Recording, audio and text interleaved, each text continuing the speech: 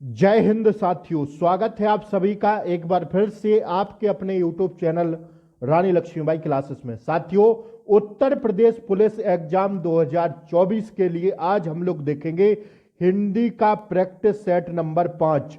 ध्यान रखिएगा, हिंदी के 4 प्रैक्टिस सेट हो गए हैं। लिंक आपको इसी क्लास के नीचे डिस्क्रिप्शन बॉक्स में मिल जाएगी, तो वहां से आप लोग इन चारों प्रैक्टिस सेट को कर सकते हैं। साथियों, अगर आप लोग यह मेरे साथ प्रैक्टिस सेट लगाते हैं तो हमारा टारगेट रहेगा साथियों 37/37 का। आपके एग्जाम में आपसे एक भी प्रश्न गलत नहीं होने देंगे। तो आइए आज के सेशन का साथियों हम लोग स्टार्ट करते हैं। अति महत्वपूर्ण प्रश्न है, आपको वीडियो को पूरी देखना है साथियों, बिल्कुल भी स्किप नहीं करना है। पूरा सेट पेपर लगाइए। भाग 1 में हम लोग जीके व जीएस का प्रैक्टिस सेट देखते हैं और भाग 2 में साथियों सामान्य हिंदी का प्रैक्टिस सेट देखते हैं। तो आइए साथियों स्टार्ट करते हैं आज के सेशन को। पहला ही प्रश्न आपसे पूछा जा रहा है, तद्भव शब्द क्या है? जो पर्ण होगा साथियों, पर्ण का आपसे तद्भव शब्द पूछा जा रहा है। तो भैया पर्ण का तद्भव शब्द होगा क्या? ना पर्ण होगा, ना पत्रा होगा, ना पन्ना होगा। पर्ण का तद्भव शब्द हो जाएगा। तद्भव शब्द वह शब्द होते हैं जो साथियों संस्कृत भाषा में लिखे होते हैं। तो पर्ण का पत्र हो जाएगा। That's your answer. Option A इसका करेक्ट आंसर है।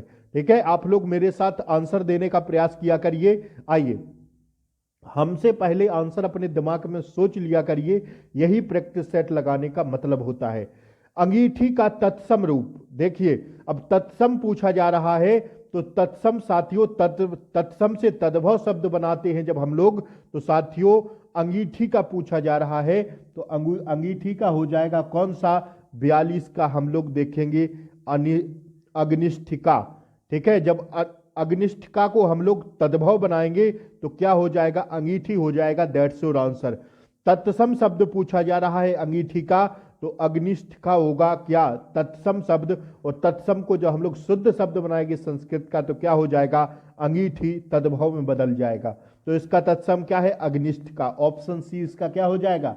करेक्ट आंसर हो जाएगा। आइए अगला प्रश्न हम लोग देखेंगे। फटाफट एक बार क्लास को लाइक कर दें यार, आप लोग लाइक नहीं करते हैं। ठीक है, निम्नलिखित में से कौन तद्भव शब्द है? देखिए, अब तद्भव शब्द पूछा जा रहा है, मतलब संस्कृत भाषा का शुद्ध शब्द आपसे पूछा जा रहा है। तो इसका राइट आंसर हो जाएगा दोस्तों, जो सूरज लिखा हुआ है यह साथियों तद्भव शब्द है। That's your answer. Option D क्या है इसका? राइट आंसर है। ठीक है, इनमें से तद्भव शब्द है कौन सा? तद्भव तत्सम आपसे 2 से 3 प्रश्न देखने को मिलेंगे, तो अच्छे से अभी याद कर लीजिए। ठीक है ना? वानर नहीं होगा, पवन भी नहीं होगा, पर्यंक भी नहीं होगा। जो बंदर लिखा हुआ है साथियों यह तद्भव शब्द शुद्ध शब्द है। तो that's your answer. Option B इसका क्या है? सही जवाब है। ठीक है, बढ़ते हैं हम लोग अगले प्रश्न को देखेंगे। आइए,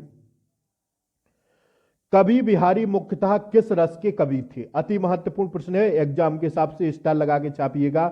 कवि बिहारी मुख्यतः किस रस के कवि थे? करुण रस के, वीर रस के, भक्ति रस के या श्रृंगार रस के? तो ध्यान रखने वाली बात है, यह साथियों कवि बिहारी जो थे यह साथियों श्रृंगार रस के कवि थे। ठीक है, बिहारी जी की जो कई कविताएं हैं वो श्रृंगार रस में हैं साथियों। तो वह श्रृंगार रस के बहुत अच्छे कवि थे कवि बिहारी जी। ठीक है, अति महत्वपूर्ण प्रश्न है, इनकी कई कविताएं पूछ लेता है श्रृंगार रस में। ठीक है, ध्यान दे रखिएगा, श्रृंगार रस के बिहारी जी कवि थे। निम्नलिखित में से कौन सा शब्द फल शब्द का अनेकार्थी शब्द नहीं है? निम्नलिखित में से कौन सा शब्द फल शब्द का अनेकार्थी शब्द नहीं है, मतलब फल शब्द का पर्यायवाची शब्द नहीं है? तो देखिए, जो रस युक्त होगा यह तो हो जाएगा भैया, हल्का भी हो जाएगा, और साथियों इसका क्या हो जाएगा? 46 का जो साथियों परिणाम भी हो जाएगा। फल, फल मतलब परिणाम भी होता है, प्रभाव भी होता है, लेकिन जो हल्का होता है यह साथियों अनेकार्थी नहीं होगा। That's your answer. हल्का कहां से आ जाएगा फल में, ठीक है। तो ऑप्शन बी इसका करेक्ट आंसर। देखिए फल एक कहते नहीं है तुम्हारा परिणाम अच्छा आया, तुम्हारा परीक्षा में फल अच्छा मिला है, तुम मेहनत किए हो तो तुम्हें परीक्षा का फल अच्छा मिला है। और साथियों प्रभाव अच्छा मिला है, कहीं ना कहीं रस युक्त भी होता है फल।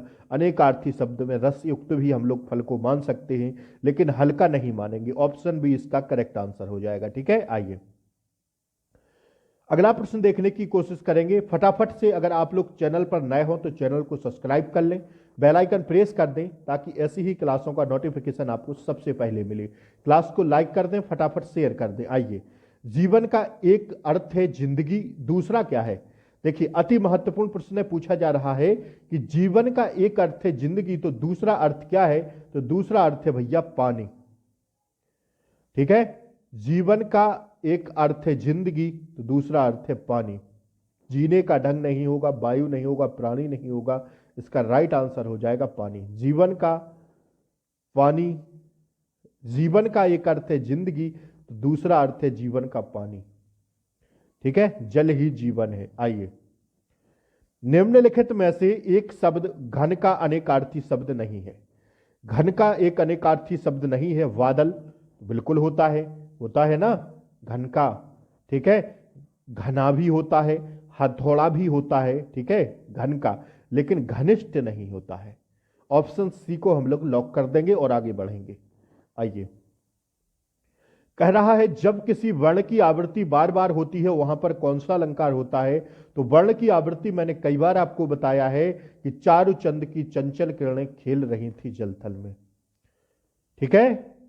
जब किसी वर्ण की आवृत्ति बार बार होती है तो वहां पर होता है अनुप्रास अलंकार। ऑप्शन ए को लॉक करेंगे। आइए, निम्नलिखित में से कौन सा वाक्य शुद्ध है? रमेश की आंख से आंसू बह रहे थे, गुरुजी आप मेरी कुटिया में पधरे। नहीं, ये तो गलत हो जाएगा, पधारे होगा, यहीं से इसको गलत कर देंगे। शुद्ध वाक्य पूछ रहा है आपसे, तो भैया शुद्ध वाक्य जो होगा, रमेश की आंख में आंसू बह रहे थे, गलत हो जाएगा। जो सही होगा वो होगा सारा राज्य उसके लिए एक धाती थी, ठीक है। ऑप्शन सी इसका करेक्ट आंसर होगा। पेड़ पर एक चिड़िया बैठी है जिसके सतरंगे पंखे, ये भी गलत हो जाएगा, कई चिड़िया बैठ सकती हैं। आइए, मैं आपकी श्रद्धा करता हूं, शुद्ध वाक्य चुनिए। मैं आपका श्रद्धा करता हूं, मैं आप पर श्रद्धा करता हूं, मैं आप पर श्रद्धा रखता हूं, मैं श्रद्धा करता हूं। तो 51 का राइट आंसर होगा मैं आप पर क्या श्रद्धा रखता हूं। ऑप्शन सी इसका एकदम शुद्ध है, ठीक है। आइए, एक गाय, दो घोड़े और एक बकरी मैदान में चर रहे हैं, शुद्ध वाक्य चुनिए। तो इसका सीधा सा देखिए आप लोग आंसर ऑप्शन सी हो जाएगा। एक गाय, दो घोड़े और एक बकरी मैदान में चर रही हैं, ठीक है। चर रहे नहीं, चर रही हैं, ठीक है। एक गाय, दो घोड़े और एक बकरी मैदान में चर रही हैं। ऑप्शन सी को हम लोग लॉक करते हुए आगे की ओर बढ़ेंगे। 53वां प्रश्न देखेंगे। वे प्रत्यय जो क्रिया शब्दों के अतिरिक्त अन्य शब्दों जैसी संज्ञा, सर्वनाम, विशेषण तथा अव्यय आदि के बाद लगते हैं कहलाते हैं क्या? वे प्रत्यय जो क्रिया शब्दों के अतिरिक्त अन्य शब्दों जैसे संज्ञा, सर्वनाम, विशेषण तथा अव्यय आदि के बाद लगते हैं कहलाते हैं क्या? तो 53 का राइट आंसर हम लोग लॉक करेंगे। कौन सा हो जाएगा दोस्तों? ऑप्शन सी, दधित शब्द होते हैं। कौन से? दधित शब्द होते हैं, दैट्स योर आंसर।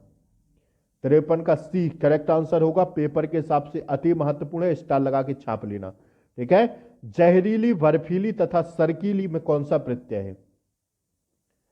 ठीक है, प्रत्यय जो है शब्द के बाद में लगाए जाते हैं, उपसर्ग शब्द के पहले लगाए जाते हैं।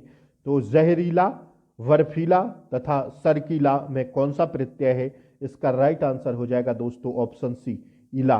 क्या प्रत्यय है? इला, दैट्स योर आंसर, ठीक है। 54 का राइट आंसर क्या होगा?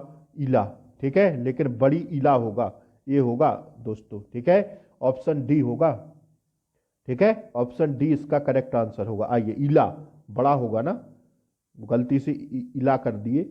डिबिया, खटिया, बिटिया में कौन सा प्रत्यय लगा हुआ है? डिबिया, खटिया और बिटिया में कौन सा प्रत्यय आया है?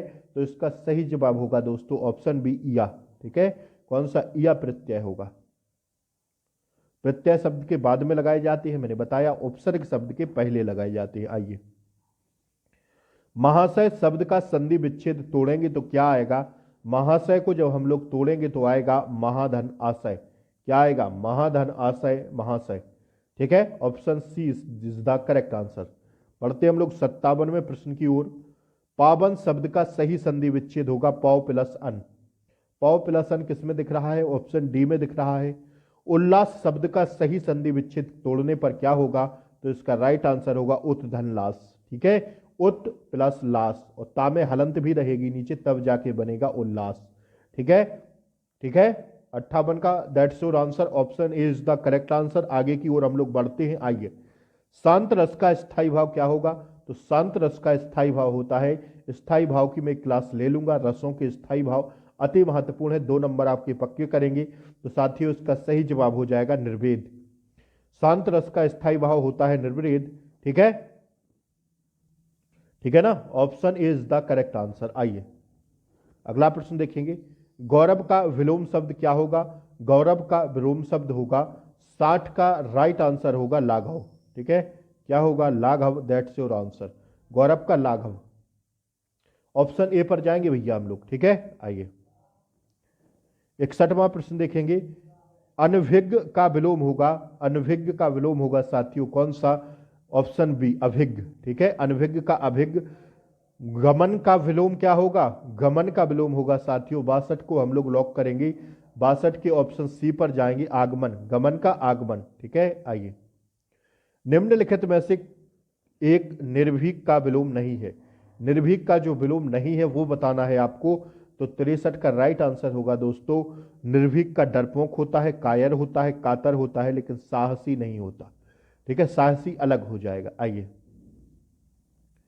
विलोम नहीं है तो साथियों साहसी नहीं होगा, डरपोक होगा, कायर होगा, कातर होगा।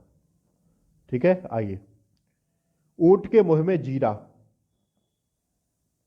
मुहावरे का अर्थ बताइए फटाफट। 64 का जाएंगे हम लोग ऑप्शन ए पर, बहुत अधिक खाने वाले को कम देना।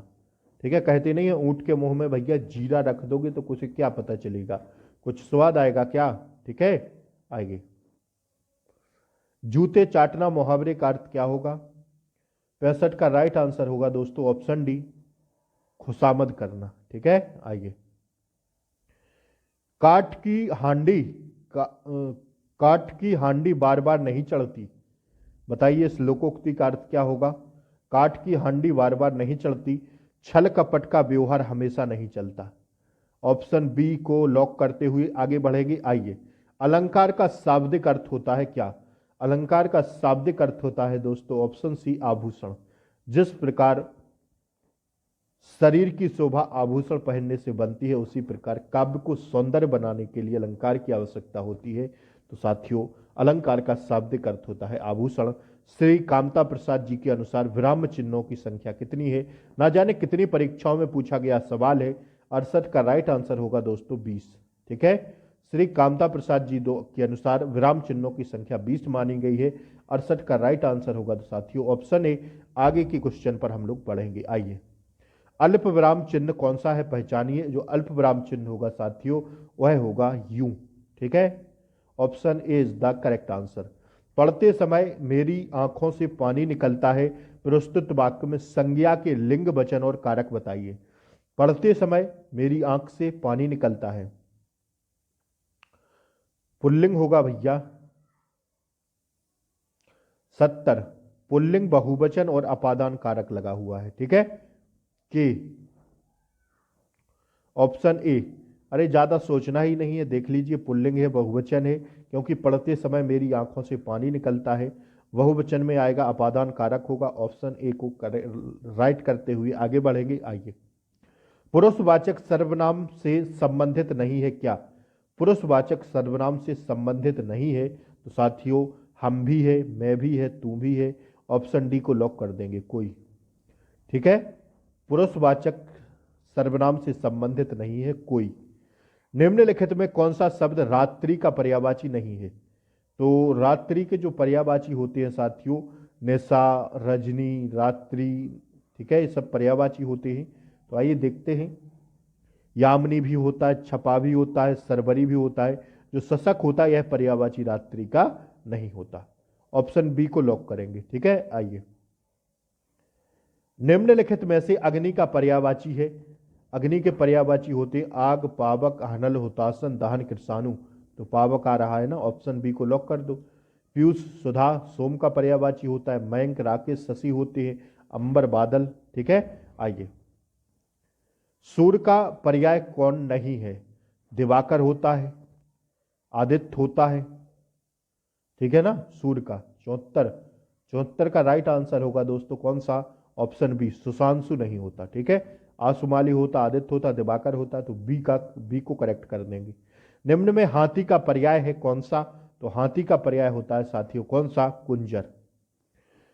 भैया मैंने आपको 35 प्रश्न करा दिए हैं, 37 आपकी परीक्षा में पूछे जाने हैं।